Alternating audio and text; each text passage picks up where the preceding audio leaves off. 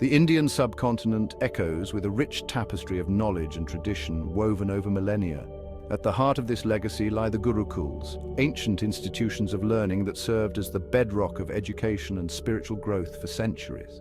The term Gurukul originates from the Sanskrit words guru, meaning teacher, and kul, meaning family or dwelling. These were not mere schools. They were sacred spaces where knowledge was revered and the transmission of wisdom from guru to shishya or disciple was paramount.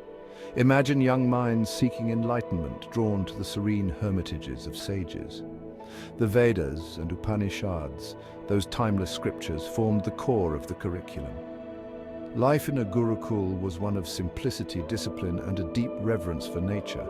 Students resided with their guru, often in sylvan settings, away from the distractions of the material world. This immersive experience fostered a profound bond between the teacher and the taught, a relationship based on trust, respect, and a shared pursuit of knowledge. The Gurukul system was instrumental in shaping some of India's most celebrated thinkers, philosophers, and leaders. It was an era where education transcended the boundaries of mere academic pursuit. It was a holistic journey of self-discovery, moral development, and spiritual awakening.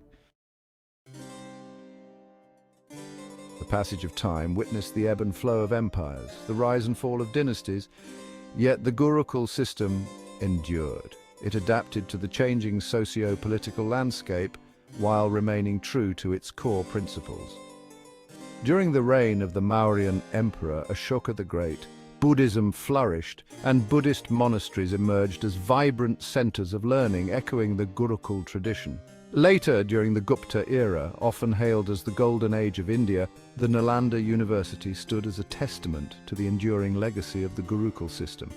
This renowned institution attracted scholars and students from far and wide, fostering a vibrant exchange of ideas and knowledge.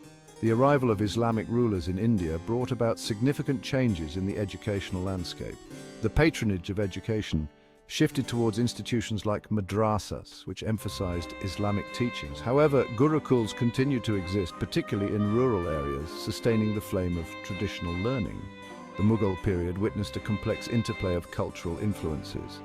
While the Mughal court extended patronage to Persian and Arabic learning, traditional Hindu learning continued in Gurukuls, albeit with reduced prominence. The resilience of the Gurukul system, even in the face of changing political and social dynamics, speaks volumes about its enduring significance in Indian society. A step into a Gurukul, and you would be transported to a world governed by the rhythms of nature and the pursuit of knowledge. The day began before sunrise, with students performing their ablutions and offering prayers. The Gurukul was not just a place of academic learning.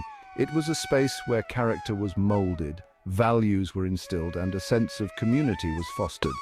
The curriculum was comprehensive, encompassing a wide array of subjects. The Vedas and Upanishads formed the bedrock of religious and philosophical studies. Students delved into the intricacies of Sanskrit grammar, literature, and poetry. Logic, astronomy, mathematics, and Ayurveda, the ancient Indian system of medicine, were also integral parts of the curriculum. Beyond the traditional subjects, Gurukuls placed great emphasis on the development of practical skills. Young men were trained in 72 kalayan, or arts, which included warfare, administration, carpentry, and agriculture. Women, too, received a well-rounded education, mastering 64 kalayan, such as music, dance, cooking, and home management. This holistic approach to education ensured that students were equipped not just with knowledge, but also with the skills necessary to lead fulfilling and productive lives. The relationship between the guru and shishya was the cornerstone of the Gurukul system. It was a bond built on trust, respect, and a shared love for learning. The guru served as a mentor, guide, and spiritual advisor, nurturing the intellectual, moral, and spiritual growth of his disciples. Section 4. The Shadow of Colonialism, Gurukuls under British Rule. The arrival of the British East India Company in India marked a turning point in the history of education. As the company gradually consolidated its power and transitioned into direct colonial rule, it brought with it a new system of education, one that was largely designed to serve the interests of the colonial administration. English emerged as the language of administration and higher education, gradually eclipsing traditional Indian languages. The introduction of the grant-in-aid system in 1854 further marginalized indigenous systems of education like the Gurukuls. Under this system, government funding was made available primarily to institutions that adopted the colonial curriculum and met specific administrative criteria. Many Gurukuls, unable to adapt to these new demands, faced financial constraints and gradually declined. The traditional system of education, once the pride of India, was relegated to the periphery. The British colonial administration's emphasis on Western education created a divide between traditional Indian knowledge systems and the new colonial education system.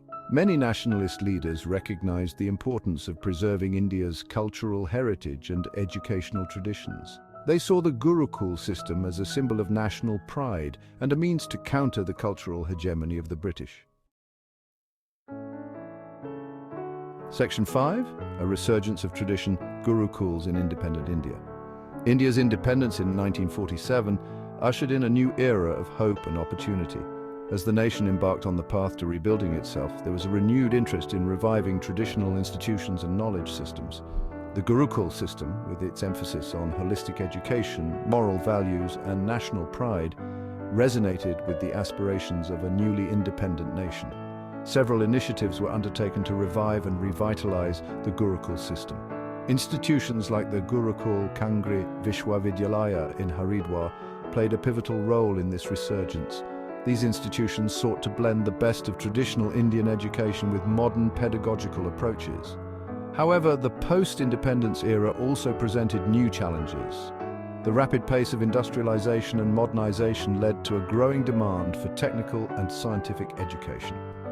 In this context, the Gurukul system, with its emphasis on traditional knowledge and values, faced the challenge of staying relevant to the changing times.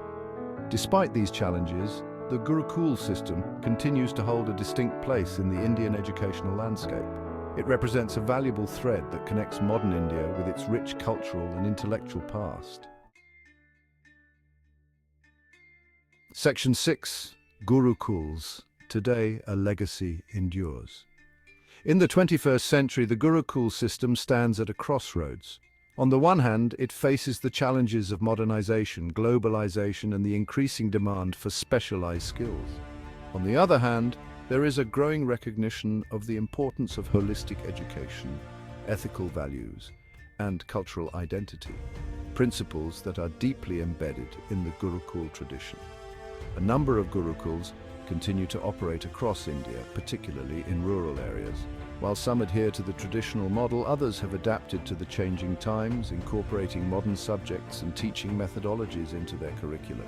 The Gurukul system, with its emphasis on holistic development, ethical values, and a strong connection between the teacher and the taught, offers valuable lessons for modern education.